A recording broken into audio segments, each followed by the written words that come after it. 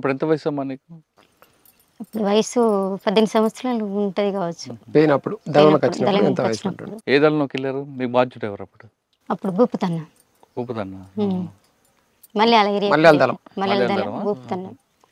అన్న మరి మీ ఇద్దరు ఎప్పుడు కలిసారు? నేను జైచాల ఎల్జిఎస్ కమాండర్ ఉన్నా. నేను జైచాల ఎల్జిఎస్ కమాండర్ ఉన్నప్పుడు మా పక్కనే మలయాళ దళం. జైచాల మలయాళ పక్క పక్కనే ఉంటుంది. అప్పుడు పాత తాలూకాలు. ఇక్కడ మెట్టిపల్లి దళం, ఇది మెట్టిపల్లి దళం దాడితే జైచాల దళం, జైచాల దాడితే మలయాళ, మలయాళ దాడితే మళ్ళీ మనకు హుస్నాబాద్, హుజరాబాద్, మంతిని, పెద్దపల్లి ఈ 7 దళాలు ఉంటుండే అప్పుడు మనకు పాత ఉమ్మడి కరీంనగర్ జిల్లాలో. మాకు మలయాళ దళంకును జైచాల దళం ఎల్జిఎస్ దళాలు వచ్చినాయి అప్పుడు. అంతకుముందే పెద్ద దళాలు ఉన్నప్పుడు ఏరియా కమిటీ సెక్రటరీ ఉంటుండే, 2 సభ్యులు ఉందరు, 3తోటి కమిటీ ఉంటుండే. నెక్స్ట్ ఏమైందంటే ఆర్గనైజేషన్ రీత్యా మనం ఇట్లా వికేంద్రీకరించాలనే దాంట్లో భాగంగా ఎల్జిఎస్ దళాలు ఏర్పాటు చేశారు. ఎల్జిఎస్ దళాలు అంటే ఎల్జిఎస్ దళాలకు కమాండర్లు ఉంటారు. ఎల్జిఎస్ దళం కమాండరు ఈ ఎల్జిఎస్ ఆ ఎల్జిఎస్ మీద ఒక సెక్రటరీ ఉంటాడు. ఈ 3తోటి మళ్ళీ కమిటీ, ఈ ఏరియా కమిటీ సెక్రటరీ అనేది 2 దళాలని కోఆర్డినేషన్ చేయాలి. మాకు అప్పుడు గిరి రవి అని చెప్పేసి మంతినేరి ఆయన అలా అప్పుడు జడల నాగరాజు వాళ్ళ అన్నను వాళ్ళ బాబుని ఇద్దరు చంపేసిండు. గిరి రవి అని చెప్పేసి మాకు జైచాల ఈ ఏరియా కమిటీ సెక్రటరీ అయిన ఉండే. నేను జైచాల ఎల్జిఎస్ దళం, నేను ఈమెనేమో మలయాళ దళంలో సభ్యురాలు. ఇంకొక ఆయన అర్జున్ అని పీసార్ రమేష్, ఇప్పుడు మీరు ఇంటర్వ్యూ చేశారు ఆయన కూడా, ఆయననేమో మలయాళ దళం కమాండర్ ఉండే, నేనేమో జైచాల దళం కమాండర్. మాకు ఏరియా కమిటీ సెక్రటరీగా గిరి రవి అని చెప్పేసి ఆలియాస్ జనార్దన్ పేరుతోటి ఇక్కడ పనిచేసాడు. ఇక్కడ పనిచేసిన తర్వాత నేను 1 సంవత్సరం ఇక్కడ జైచాల ఎల్జిఎస్ కమాండర్ పనిచేసి ప్రమోషన్ మీద 2 దళాలకు సెక్రటరీగా నిజామాబాద్ జిల్లాకైనా, ఇది బాన్సువాడ, ఎల్లారెడ్డి, కామారెడ్డి, భీమ్గల్ ఇటు కొన్ని సంవత్సరాలు పనిచేసినా మళ్ళీ ఇక్కడికి వెళ్ళి అటుకొని అంటే 4 దళాలకు నేను అప్పుడు కొంచెం మూమెంట్ తగ్గిపోతున్న టైంలో ఇక 4 దళాల బాధ్యతలు నా మీద పడ్డది. అప్పుడు పోలెం సుదర్శన్ రెడ్డి ఆలియస్ ఆర్కే అని చెప్పేసి మొగిలిసర్లా, వరంగల్ ఆర్కే అందరూ. ఆర్కే అంటే మన చర్చలకైనా ఆర్కే కాకుండా ఇక్కడ ఒక ఆర్కే ఉండేది. ఆయన మాకు ఇది మన ఉత్తర తెలంగాణ స్పెషల్ జోనల్ కమిటీ సభ్యునిగా, తర్వాత ఈ జిల్లా కమిటీ సభ్యునిగా, జిల్లా కమిటీ కార్యదర్శిగా ఉండే అప్పుడు ఆయన. 2001 నుంచి 2003 వరకు ఆయనే ఉండే మాకు. అన్న మీరు పనిచేస్తున్న టైంలో బాన్స్వాడ, వర్ని ఇవన్నీ తిరిగారు మీరు. అక్కడ చేసిన కార్యం గాంధారి, ఆ తర్వాత గండి, ఇవన్నీ మీకు పెట్లం అన్ని వరకు వచ్చేవారు. పెట్లం వరకు వచ్చేవారు అనుకుంటా. పిట్లం తిరిగినాం. పిట్లం దగ్గర మనము అది ఒకటి ఊరు ఉంది పొలకంపేట. పొలకంపేట మాకు ఎక్కువ ఉండే. ప్రాంతం అంతా అర్థమవుతుంది నాకు. పెట్లం, కోటపల్లి, కోటేడు ఇవన్నీ ఉన్నాయి కదా. అవును. మీరు ఈ ప్రాంతంలో తిరిగినప్పుడు ప్రజలకు ఏం చేశారు మీరు? ప్రజలకు ముఖ్యంగా అప్పటికి నిర్బంధం అనేది బాగా అయింది. అంటే మనకు ఉన్న పరిచయస్తుల్ని, మిలిటెంట్లను కానీ, సానుభూతి పరులు కానీ పిలుచుకొని లీగల్ అంటే మనకు ఎక్కడికైనా అసలు ఈ సెల్ ఫోన్ వ్యవస్థ అనేది అభివృద్ధి అవుతుంది కాబట్టి ఆ టైంలో మనము కొద్దిగా మనం మీటింగ్ పెడదామన్నా మనకు పెట్టని పరిస్థితి ఉంటుండే వాస్తవంగా. కామారెడ్డి ఏరియాలో మన గాయత్రి షుగర్ ఫ్యాక్టరీ ఉంది కాబట్టి జంగల్ కూడా అక్కడ తక్కనే, ఏది నిజామాబాద్ జిల్లా కామారెడ్డి ఏరియాలో.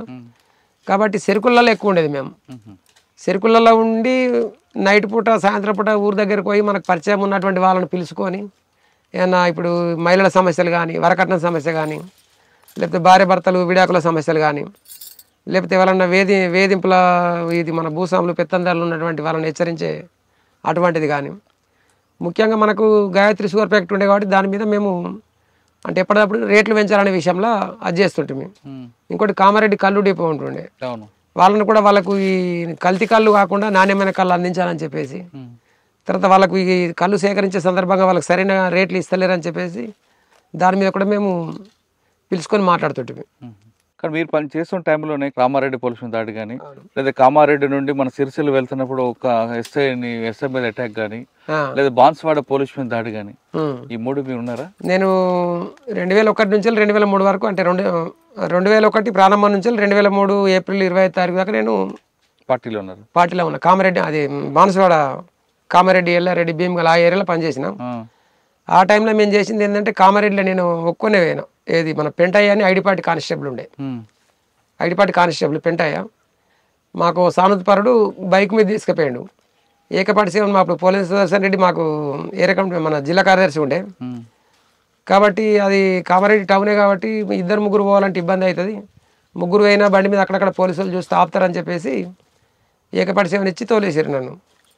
తోలేస్తే నేను పోయినాం, ఇల్లు చూపెట్టిండు. ఇల్లు చూపెట్టిన తర్వాత అది తీస్తే అది పటాకి వేసేది ఉన్నది వెళ్ళలేదు అడక్కన. వెళ్ళకపోగానే ఆయన అలర్ట్ అయ్యండి. ఎవరంటే మేమే, నేను పెంటయ్య మీతో మాట్లాడింది సార్, పెంటనా సార్ అని ఇట్లా మేము పిలుచుకునే వరకు ఆయన అప్పటికే బూలు పడి భయపడి ఆయనతో పోయి బాత్రూంలో దాక్కున్నాడు. దానికి వెళ్ళకపోగానే దాని మీకు దుంకి ఆయనతో పోయి ఇల్లంతా లింకి అటు ఇటు చేస్తే ఎక్కడ కనిపించలేడు. ఆ డోర్ వేసుకున్నారు, 2-3 కాల్పులు జరిపి ఆయనతో 5-10 నిమిషాలలో కథం పోలీస్ జీప్ సైరన్ మోక్కుంటూ వస్తుంది.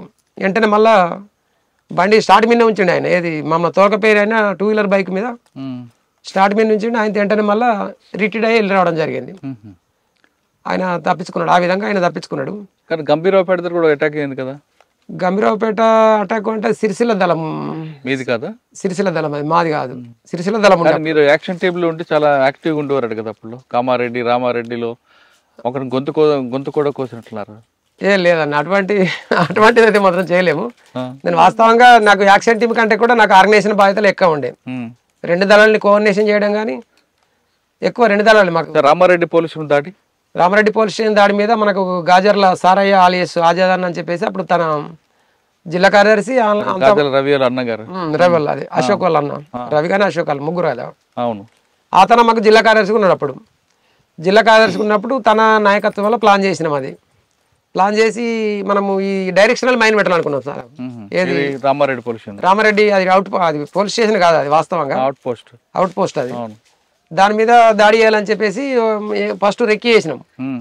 రెక్కి చేసిన తర్వాత ఏంటంటే దాన్ని మనము పక్కపంటి ఇండ్లు అవి ఉన్న వాళ్ళని కూడా ముందే వాళ్ళకి చెప్పి వాళ్ళని కాల్ చేయించినాం. ఎందుకంటే ప్రాణ నష్టం మిగతా వాళ్ళకి జరగద్దు అనే ఉద్దేశంతో కాల్ చేసినాం. అయితే దానికంటే ముందు ఏంటంటే ఈ రెక్కి చేసిన తర్వాత దాన్ని మనం ఏ విధంగా చేద్దాము అనుకున్నప్పుడు దాన్ని డైరెక్షనల్ మైన్ అయితేనే దానికి బెటర్ ఉంటుంది అని చెప్పేసి అట్లా అప్రోచ్ అయ్యి దానికి ఏం చేయాలా, మనకు మన సొంత మనిషి కావాలా. డైరెక్షనల్ మైన్ అంటే ఒకటి వ్యాన్ అన్న ఏదైనా ఒక వెహికల్ తీసుకుపోయి దాంట్లో పెట్టి అది అట్లా అటువైపు పెట్టిన తర్వాత రిమోట్ తోటి మనం ఆపరేట్ చేస్తాం. దానికోసం మన మనిషే కావాలి. ఇప్పుడు వేరే మనిషిని తీసుకొచ్చి కూలి అయినా తీసుకొచ్చి నువ్వు ఇట్లా పెట్టుబడి పెట్టాడు కాబట్టి ఒక మనిషిని 3 నెలలు ట్రైనింగ్ పంపించినాం. 3 నెలలు ట్రైనింగ్. అది ఎక్కడ తీసుకున్నారు? అది వాస్తవంగా జిల్లా కమిటీకి తెలుసు, నేను ఏరియా కమిటీ సెక్రటరీ కాబట్టి అది అటువంటి కొన్ని మాదాలకు టెక్నికల్ సమస్యలు ఉంటాయి కాబట్టి చెప్పారు. అది ఒక మనిషిని ఆయనను ఒక యాక్టివ్ ఉన్న సభ్యుని దళ సభ్యుని 3 నెలలు ట్రైనింగ్ పంపించిన తర్వాత ఆయన ట్రైనింగ్ పొంది వచ్చిన తర్వాత ఇక వెహికల్ మాట్లాడుకొని దానిలో డైరెక్షనల్ మైన్ ఏర్పాటు చేసి రామారెడ్డి పోలీస్ స్టేషన్ పేల్ చేయాలనుకున్నాం. ఈ పేల్ చేసే కంటే ముందు సదాశివనగర్ నుంచి ఒక రోడ్ వస్తుంది, దాన్ని బ్లాక్ వేయాలా. కామారెడ్డికి వెళ్ళి ఒక రోడ్ వస్తుంది, దాన్ని బ్లాక్ వేయాలా. ఇక్కడికి వెళ్ళి మాచారెడ్డికి వెళ్ళి ఒక రోడ్ వస్తుంది, దీన్ని బ్లాక్ చేయాలా. ఈ 3 అక్కల 3 స్కౌట్లు ఉన్నాం మేము. నా బాధ్యత ఏంటంటే కామారెడ్డి వైపు నుంచి వచ్చే స్కౌట్ కు నేను బాధ్యుని. ముగ్గురు ఒక టీం, నాకు టీం ఇచ్చారు. టీం ఇచ్చిన తర్వాత అక్కడ మేము అది రోడ్డుకు కింద ఇవి ఉంటాయి కదా, అది కలవాటు కింద మా మందు పాత్ర పెట్టుకొని ఉన్నాం మేము. అంటే అదనపు బలగాలు రాకుండా నివారించడం కోసం దీన్ని దాడిని సక్సెస్ చేసుకొని ఆయుధాలు తీసుకొని పోవాలి. అంటే మా ఉద్దేశం అప్పుడైనా ఎప్పుడైనా వాళ్ళు కూడా పోలీసులు కూడా చాలా మంది కింది స్థాయికి వెళ్ళి ఉన్నటువంటి వాళ్ళని చంపాలని ఉద్దేశం కాదు. మనం డైరెక్షనల్ మైన్ వేల్చిన తర్వాత ఆయుధాలు సీజ్ చేసుకుని వెళ్ళిపోవాలని చెప్పేసి పర్స్పెక్టివ్. ఆ ఉద్దేశంలో భాగంగానే మాకు అప్పుడు వాకిటాకీలు ఉండే. అప్పుడు ఈ కొద్దిగా టెక్నాలజీ పెరిగింది, ముందు లేకుండే కానీ అప్పటికి వాకిటాకీలు వచ్చినాయి. ఈ 3 స్కౌట్లకు 3 వాకిటాకీలు ఇచ్చారు. నేనేమో కామారెడ్డి వైపు నుంచి వచ్చేదానికి నేనున్నా. ఇక మాచారెడ్డి మనకి ఇక్కడ సదాశివనగర్ అక్కడికి వచ్చేది ఇంకో టీం ఉన్నది, మాచారెడ్డికి వెళ్ళి వచ్చేది ఇంకో టీం. ఇది రామారెడ్డి అనేది మధ్యాహ్నం ఉంటుంది. దాన్ని చేసిన తర్వాత అది ఆయన వెహికల్ వచ్చి అక్కడ ఆపంగానే ఎట్లయినా వాళ్ళు ఎవరు ఎందుకు ఆపుతారు బండి ఏదని వాళ్ళు పోలీసులు కీకలేస్తారు. కీకలేసినప్పుడు ఇక దిగి వెళ్ళి రావాలా. వెళ్ళి వచ్చినప్పుడు వాళ్ళు కాల్పులు జరిపితే చనిపోతారు కాబట్టి మనల్ని కూడా వెనక బందుకుండి వీళ్ళు కాల్పులు జరుపుతారు. ఆయన రక్షించడం కోసం వీళ్ళు కాల్పులు జరపాలి, అది ప్లాన్. కాల్పులు జరిపి ఆయన దిగే టైంలో ఆయన పోలీసులు ఎవరు బండి ఎందుకు వెళ్తున్నారు, అరే ఎవరు తీరా లొల్లి పెట్టారు. వాళ్ళు లొల్లి పెట్టిన తర్వాత దిగి ఆయనతో ఇటు ఊరికి వచ్చే టైంలో వాళ్ళు కాల్పులు జరిపారు, మనల్ని కూడా కాల్పులు జరిపారు. కాల్పులు జరిపిన బండి మనం అనుకున్న కరెక్ట్ దానికి ఏ పొజిషన్లో అయితే పెట్టాలో కొద్దిగా ముందరికి అయింది. అది బండి ముందరికి అయిన తర్వాత మనోడు మన దగ్గరికి వచ్చిన తర్వాత ఆపరేట్ చేస్తే అది మొత్తం అది బ్లాస్ట్ కాలేదు. బ్లాస్ట్ కాకుండా కొద్దిగా ఒక మూల ధ్వంసమైంది. ఇక లొల్లి కీకలేసుడు చేసుడు వాళ్ళు కాల్పులు జరిపిర్రు. అది సక్సెస్ అయ్యి ముందుకు మొత్తం ధ్వంసం అయితే మనం కాల్పులు జరుపుకుంటే వెంటనే పోయి అక్కడ ఉన్న టీము ఆజాద్ నాయకత్వంలో ఉన్న టీం పోయి మొత్తం కాల్పులు జరిపి ఆయుధాలు సీజ్ చేసుకోవాలి వాస్తవంగా. తర్వాత ఇక వాకిటాకిలలో అది దాడి పేలైంది రమ్మని చెప్పేసి మాకు కవర్ చేశారు. కవర్ చేసిన తర్వాత మేము ఇక మళ్ళీ దీన్ని అంటే మాకు ఎవరైనా కానీ దాడి పేలైనా మనం అవసరం ఉంటేనే పోలీసు వాళ్ళు వచ్చిన పేల్చాలి, మనకు ఇది మందుగుండు సామగ్రి అనేది దొరకదు, దాన్ని తీసుకురమ్మని చెప్పారు. కానీ మనం దీనికి ఉండబోడు మళ్ళీ ఇంత దూరం ప్రయాణం చేసుడు అని చెప్పేసి అది అక్కడనే మేము దాన్ని వేలు చేసి వచ్చినాం ఇక కలవాటు వేలు చేసి వచ్చినాం రోడ్డుని ధ్వంసం చేసి కలవాటు వేలు చేసి వచ్చినాం ఇక వేలు చేసి వచ్చి మళ్ళీ ఇక మేము అందరం మళ్ళీ మధ్యమల్ల అడవులలో ఆర్వీ ప్లేస్లో కలుసుకున్నాం దానికి రామారెడ్డికి మధ్యమల్లకి దగ్గరనే ఉంటుంది అక్కడ కలుసుకొని అందరం రిటైర్డ్ అయ్యి వెళ్ళొచ్చినాం. సరే గాంధారి రోడ్లు ఎందుకని పేల్చారు? గాంధారి రోడ్డు అన్న ఏ ఇయర్ అది? 2002 చారు సిన్హా మేడం అప్పుడు ఉన్నారు ఎస్పీ చారు సిన్హా ఉండే. మరి అది 2002 నేను 2003 ఏప్రిల్లో నేను బయటకు వచ్చిన. నాకు ఐడియా లేదు మరి అది